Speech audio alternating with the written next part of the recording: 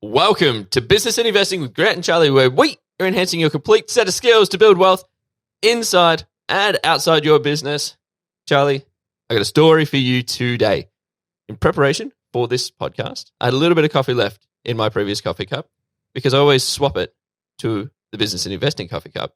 And you'll notice that coffee is very top to the brim. You are making me nervous with how full that coffee cup is and all the equipment I know you've got on the desk to run this podcast.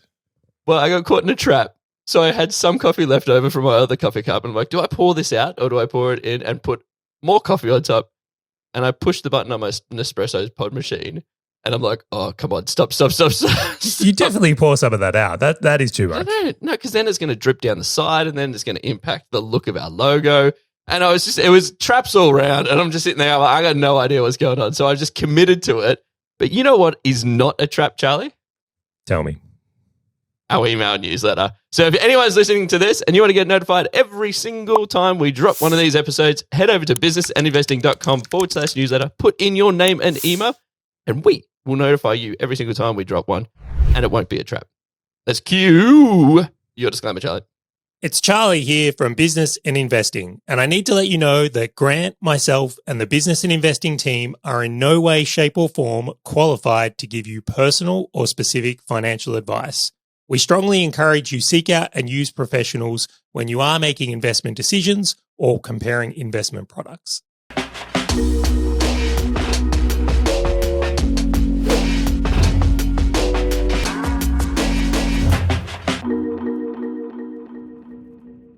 Grant, I tell you what, season 2, you have leveled up the introductions, my friend. Damn straight. 40 hours a week into intros. Woo! I still get more emails about people loving our intros than I do the actual podcast content. So maybe I just have a YouTube channel of intros. That'll be it. It's like Grant Shorts. It would be amazing if when we're finished with this podcast, however long that is, right, and we just chop out every intro, and maybe when we're like 80, we'll just watch them. Probably. Anyway, important topic today. Important topic. Sometimes the universe gives me signs, Grant. Ooh, we're going here. We are. The universe, it speaks to me. Now, across this week, I've had uncorrelated conversations. And what I mean is like I'll speak to someone in the morning, maybe someone I'm mentoring, and then I'll speak to someone in the afternoon, or maybe I'm catching up with a friend who's got a business. And there's no way these two people know each other. No. Different industries, doing different things, but I'll just see the same thing. And when that happens, I kind of feel like the universe is saying, Charlie, you need to watch this. You need to pay attention to this because this is going to come up for you. All right. So what is it? The reticular activating system or whatever it is. You start to see it everywhere. Yep. All right. So what's been coming up for me in the last week is money traps. All right. Elaborate. Okay. So what I've seen in numerous uncorrelated conversations this week is where people have set themselves up in a situation where they need money, right? This is the core. They need money. And that may be true or just a belief, right? Might be true or untrue, but they believe it. And the outcome of their need of money is I then watch them make incredibly poor decisions when it comes to running their business. So they've created a money trap, a huge money trap. This is deep. No, we're going for the throat on this one. I was going to say, no, way to start at 8 a.m. on a Sunday morning, Charlie. This is great. Wait, you don't think about this at 8 a.m. on a Sunday morning? And to be clear, I was thinking about this at 6 a.m. on a Sunday morning on my walk. I love it. Always going for the soft stuff. All right, well, as many of the listeners would know, is like I've recently moved to Melbourne and I would say I've become quite the apartment connoisseur. I find myself very interested in apartments and what they are. The sommelier. Yeah. He's like me. It's like a fine wine. But I've been looking at some of these apartments and like there was one that's I've looked at, which I think I sent you to, you know, the ridiculous one on the Yarra. Oh, I know. Yeah. Anyway, I've thought about buying it a few times. And the thing that has prevented me from doing it is I go, if you buy that apartment, it is going to create a money trap for you like no other. It's going to put a huge amount of pressure on you to earn money, right? Which can have some positives. Sometimes when people create a money trap, it's good. It gets them a little bit fired up. But you can definitely take that too far And then the outcome is that you start making incredibly poor decisions in business because everything becomes about the short term of making sure you've got money today instead of playing a longer term game in business. And it gets even worse when you go and buy something like you're just referring to, because the pain becomes so much more severe over such a long period of time, and it's just more difficult to wheel it back.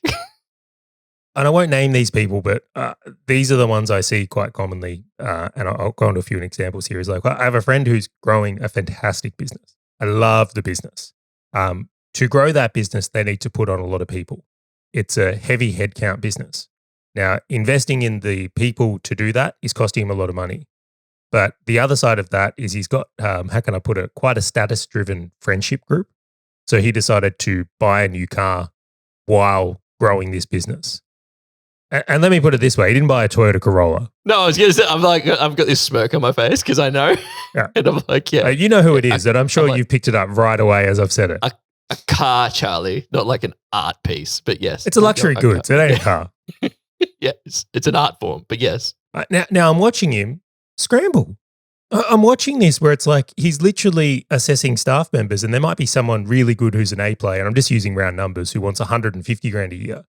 But he's looking at this now saying, well, I'm only going to hire the person that wants 120 because I need the profit. I need to extract that. Yeah, totally. So I'm like, and again, I didn't say this to him, but I kind of wanted to, but this is me being gentle, Grant. This is me actually emotionally caring about others. I'm like, are you sure you want to make that decision? Like, maybe reconsider like the value of an A player. Like it might cost you 30 grand, but that may make you an extra 100 grand a year. Yep. And let's just say it wasn't well received. They weren't in a position to do that.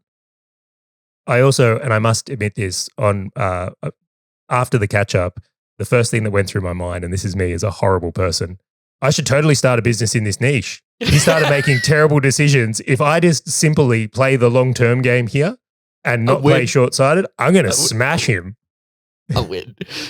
To your point, though, it's not uncommon. Like it is, we've talked about the idea of like buying too much house, which then puts the pressure and the necessity on making the decisions in your business that aren't right because you have that desperation. And we've spoken about like whether it's pulling on clients you shouldn't, whether it's, and actually I'll let you continue on this point because I know you got some great points on it before I steal them all. Yeah, stealing all my points. And I'm just going to go into this next one. Unfortunately, like I have some family in this position right now where they've just got too much house. They're wanting to, they're in their later years, they're wanting to retire and they've way too much house. And now instead of enjoying other aspects of their life, it's become a really messed up psychology. So it doesn't just happen to business owners. This happens to everyday people as well who PAYGs or whatever their status is, right?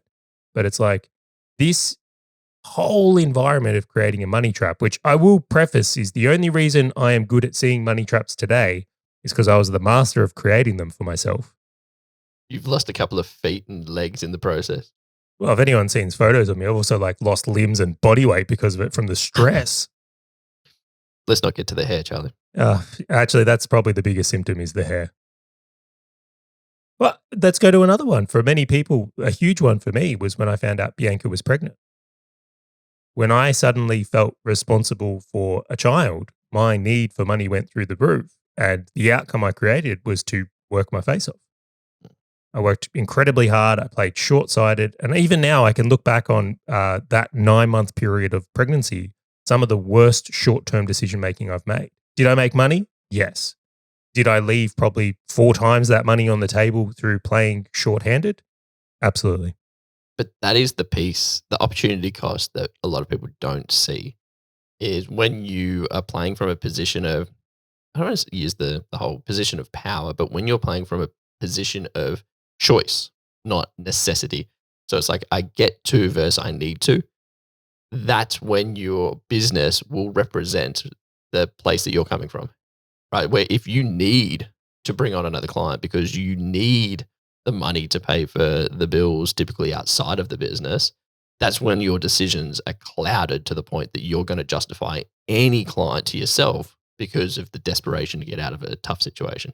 As opposed to if you weren't in that difficult financial situation outside of the business, it's like, well, actually, I know this client's going to be more work, less profit. Like it's just going to be a nightmare. I'm just going to say no to them because there is minimal impact that that's going to have on my personal life or outside of the business. And I want to use an example of this, Grant. Are you ready? Okay. How many people have you hired in the last week? 5. Okay. How much a year in just generalized terms have you just increased our expenses? That's a great question. 160-ish. Okay. I just thought it was more than that. I was No, including actually, someone else that you kind of hired and started in November as well. Yeah, it'd be over 200 grand. Yes, good point. This is why you don't do the accounts, by the way. I trust Dude, you with a lot of things. Who wants a job? Yeah. You want a job. You want a job. If you look under your seat right now, there's an envelope that says you got a job. You ain't getting the CFO position. That's all I'm saying. That type of maths is the type of thing that will get you fired in a CFO position. I just had one person that I forgot about, Charlie. It's fine. Right. So let's just say, let's look at this here. Essentially, you've created an environment where you felt it's safe to blow out our payroll. Yes. Right. Now, if you bought way too much house or you had a very expensive lifestyle and just bought an art collection car or luxury good car, right, it would have prevented you from making those moves. Yeah. So what if there's this whole layer in business that gets ignored in such a powerful way that it's like, what if you set yourself up to create an environment where you felt safe to make the longer term plays? We call that utopia. It is. And to your point, it's the get to. Like, I'm excited with these hires to see what happens here. I concur to it. I have one question for you though. And I want to, because I want to refine this as well. So for you, you are on the other side of pure financial freedom, where essentially the utopia that most business owners are running towards, right? Which is, well, okay, I get to do anything. Like, I don't have to run a business. I don't have to do these games. I call myself work optional, by the way. Work optional. It's great. Put that on a business card. So as you are now work optional, like it's significantly easier for you because it's like, well, okay, well, even a terrible client will just be like, no, it's not going to happen. But when you were getting up to that point, how did you play that? Like, because there would have been this, well, I need to, or I would like to invest in something outside of the business, whether it's investment property or other investment options. And that will unnecessarily put pressure on the business to earn in order to do that, plus living expenses, etc.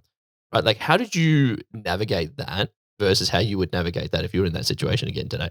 So that's a really good question. And I'm going to throw in a little something. Maybe the reason that I've been able to create this type of financial win in my life or be in this financial place is because I worked this out. That's my point. That's my question. Exactly. Yeah, to be clear, when I was in a place of need of money, right, I was making and I referenced this already here. I was making short-term decisions, making short-term actions, just trying to get the bills paid today. Very evidently, I'll just use one example. I would take on a client who wasn't a perfect fit. It would then take twice as much to service them on the back end because they're not a perfect fit. They would also need twice as much support to use the service because they're not a perfect fit. Right? And then there was always scope creep to make sure that what we were delivering could actually work in our Frankenstein model. Because they would have fit a perfect fit. Yeah. So like if you want a fast way to screw up a business, they also have a high refund rate and a high churn rate because they're not a good fit. What a surprise. So if you're running, and this doesn't matter if you're a product or service, right? In the info game or in the restaurant game, if you sell the wrong people, it doesn't go well. So when you a need for money and you see money and you try and sell everything, like I recognize that I'm the problem. So after taking on this mentality and just looking at it going, it is costing me a fortune to service the wrong quality clients. So in the case of some, it's costing us money to service them. We're paying them to do their work. I'm like, how dumb is this? You also don't get the reviews, you don't get the referrals, or you don't get the celebrations.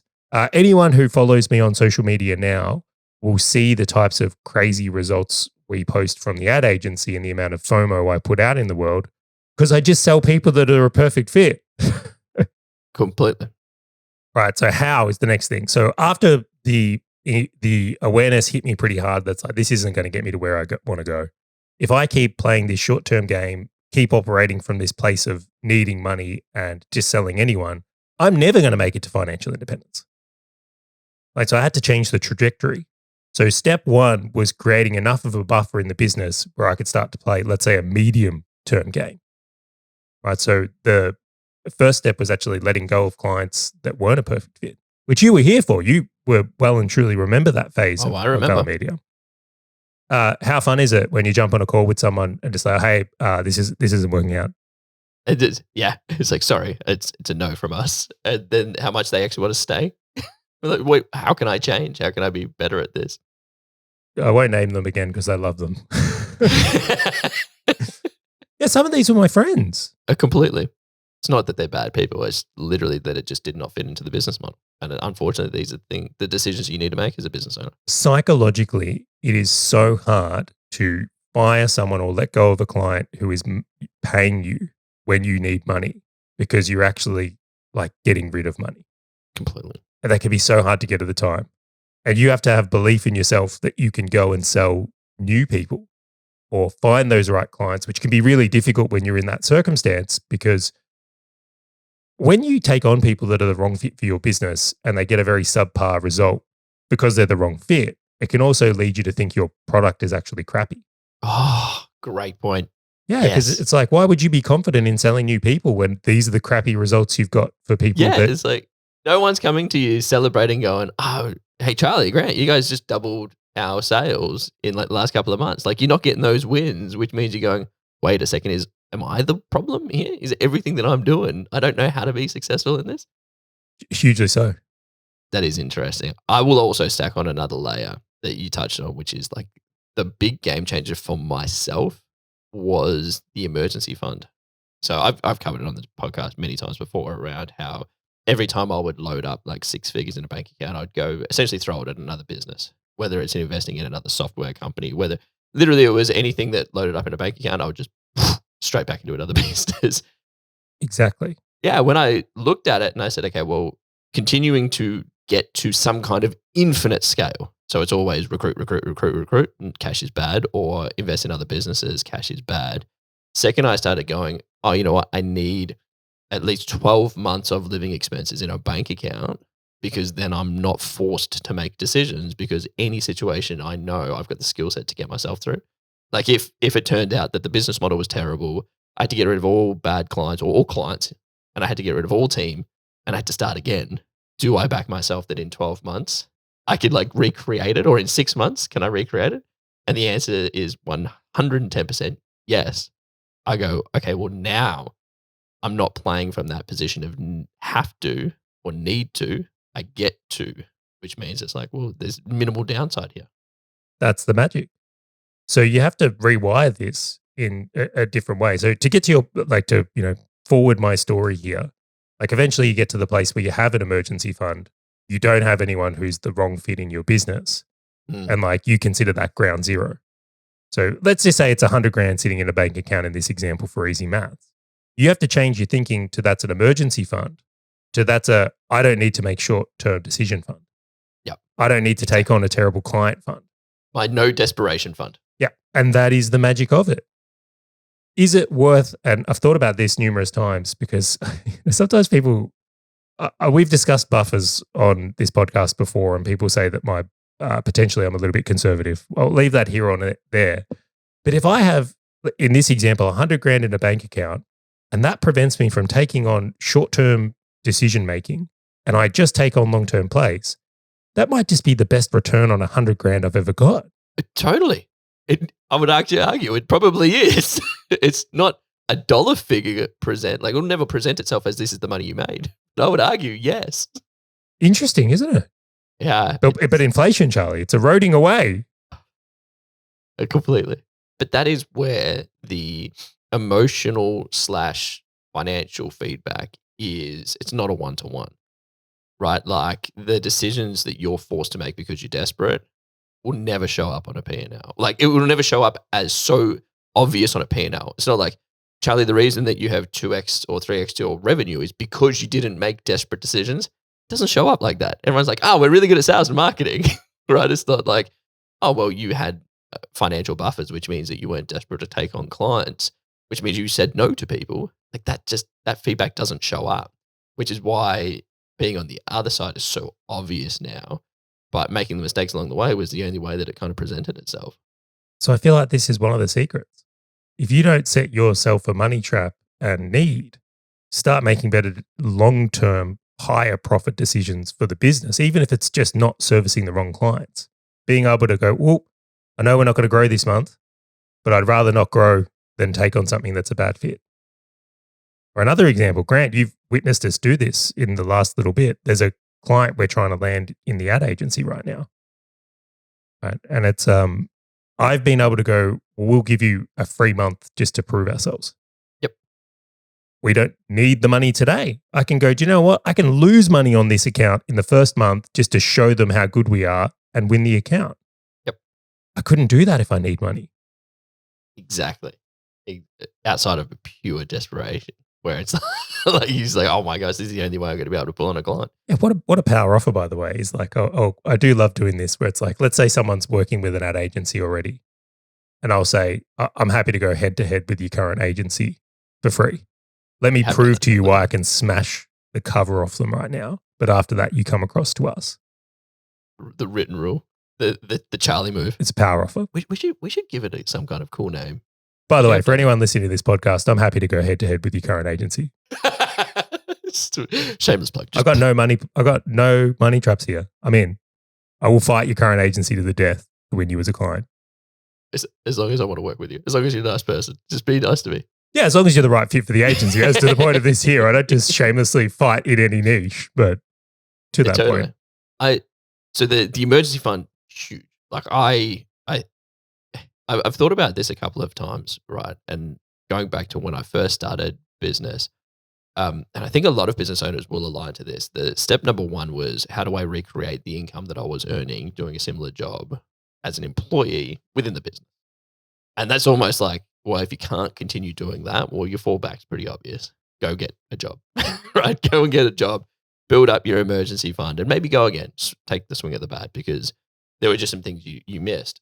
And so once I'd gotten over that hurdle and then made a lot of my take profits, invest elsewhere, then I put and built an emergency fund in. So great, earning more than I was as an employee. Second, had an emergency fund. Third, the third step that I was looking at was then going, okay, well, what is the next steps that I want to take to level up from where the business is now to like the next stage? Whether that's a revenue goal, whether that's a time investment, maybe I want to work less hours. It changes for everybody. But that was almost like the next step of, what is it going to cost me to go from where I am now to sort of the next level up? And you touched on this really interesting point around someone hiring a whole heap of people in order to sort of scale their business. And it's a huge capital cost. By the time you hire someone, it's going to take 2 to 3 months to get them to some kind of ROI positive state. Just again, you're still not winning me on you being the CFO, right? Totally. But like that, I then need to go, if I'm going to make that move outside of my personal emergency fund, I need a business emergency fund, because I need to train these people. I need to get them to some point of profitability. And that logical next step is where I know you and I think about. It's like, well, if we're going to hire these 5-6 people that we did in the last week, we need to have that cash in a bank account to support their onboarding and training, just in case it doesn't work out. And if it does work out, we need to make sure that we've got the demand to feed them. And it's a very logical next step where we're not betting our houses on it. Will you use an example there? Because you're being a touch ambiguous, right? All right. So when we hire a new employee, or we look at it, whatever their salary or cost of them would be across 3 months, that's what we set aside and say, we're happy to burn this. So if someone costs $100,000 a year as an employee, we will put $25,000 in a bank account and say, I'm happy to light this on fire if it doesn't work out. Exactly. And it will never risk anything that we're currently doing. But that's the exact example of creating an environment where it's safe to make a long-term decision. It's like, what's the potential upside? What's the potential downside? Can we live with the downside? And our point's always, okay, well, if that is the downside, well, it was the greatest investment that we possibly could have done. And then we stop and reassess and go again. But we're never betting emergency fund, never betting our personal houses, never betting our investments or anything outside of the business just to make those swings, because there is no desperation. It's like, we don't need to double in 6 months. We don't need to double in 3 months. It's just, we get to grow at the rate that we would like to grow. Have you ever done that with hiring before? Or is that a new thing that we've brought in? I have. So in software world, I've raised a lot of money and I put a lot of it into the team, and we manage the thing that we call burn. And when you look at the cash that you've got in a bank account and the employees that you bring on, you're like, well, how big's our burn and how long is our runway, which would be like a 12-month runway. So I have, but not to the extent of how do you extract out profits and put that away and then go again. So slightly different. Because I only learn by trial by fire, don't I? I must say, this is the first time I've been more intentional with that. Your intention behind growth, like the greatest way to articulate like our growth is sort of over the last 12 months and so has been like, it's been this step, very specific step growth. It's great. Do we want to grow a little bit more? Yes. Very logical. How many clients do we need? How much team do we need? Is it in place to support the new clients? Let's step. The next is like, okay, what's next? And it's very logical to make sure that we don't take risks that aren't necessary. Frankly, it's the theme of this episode. I don't want to create a trap where we end up in a situation where we have to make subpar decisions, because I'm convinced those subpar decisions are the danger in a lot of businesses. The reason why people don't have what they want today in a lot of cases, I'm seeing this many times now, is because there was a need for money at some point. They had made subpar decisions, they set a trap, and then that just compounds and creates knock-on effects where their business never gets to a place where it can actually be great. Totally. I think you hit this great point before as well. Some of the greatest business owners that you and I know actually can thrive and flourish, like kill in their industries if they just remove this money trap. Whether it's like luxury goods outside of the business or otherwise, or like this insane, just infinite scale. Like, I'm just going to grow. I'm going to like 10x this month. And it's like, okay, well, if you just make everything a little bit more logical, like you would be the greatest business owner, but that's the one thing you just need to remove. And I just see it repetitively. I just go, that's it. And then you'll be an absolute savage. I will put one more point, because sometimes, again, I only realized I was of money traps once I was already in one. We talk about the getting out of them and things that come with them. If you're someone that's in a money trap right now, I would just really strongly encourage you, reduce lifestyle costs, get that buffer in place, make the move so you can work your way out of it. Like the way through the trap is not by taking on more short-term decisions. Right? Many people will try and like, or if I just work a bit harder for a bit longer, I'll be able to, make enough and put it aside. And that might be true. But I look at it and go, it's just a smarter decision to wean back some expenses elsewhere and be more aggressive in your savings rate through other measures to be able to get there quickly. And then once you start getting some momentum out of this short-term stuff, it's like, well, I have experienced this, but like I was quite overweight at one point from poor health and lifestyle decisions from business, which probably related to a money trap now that I think about it. But I was not going to bring it up. I was going to let you bring it up. Yeah, because I was working too much. I didn't look after my health because I needed to earn. But anyway, the point being is like, for anyone who's ever been overweight or had to lose some weight, if you've got to lose 10 kilos, you don't just feel better at the end of the 10 kilos. It's like when you lose a couple of kilos, it starts to become addictive and fun. So as you start making long-term decisions in your business and you get to experience the rewards from them, which can take some time, you'll become addicted to it and it's the only game you want to play. Mm. You won't want to play short-term games. And when things pop up and it's like, that's short-term, you'll start to negate away from it just naturally. And just like, what is it? The Matrix, the girl in the red dress, you just start seeing these red dresses everywhere. Of just other people making these decisions. You know what? This could actually create a tidal wave, Charlie, of just all the business owners just going, hey, Charlie, is that a money trap? Like, we're sure you're making the decision for the right moves based on where you want to get to? Or are you just trapping yourself? Got to end those money traps. You got anything else on this, Grant? Do we want to wrap this one up? No, let's wrap this one up. That was absolutely awesome. If you're listening to this and you want to get notified every single time we drop one of these episodes, I got something for you. I'm that type of hookup. Head over to businessandinvesting.com/newsletter, put in your name and email, and we will notify you every single time one of these episodes drop. Just want to say thank you to you, Charlie. Thank you to everyone who's listening to this. We'll catch you on the next episode of Business and Investing.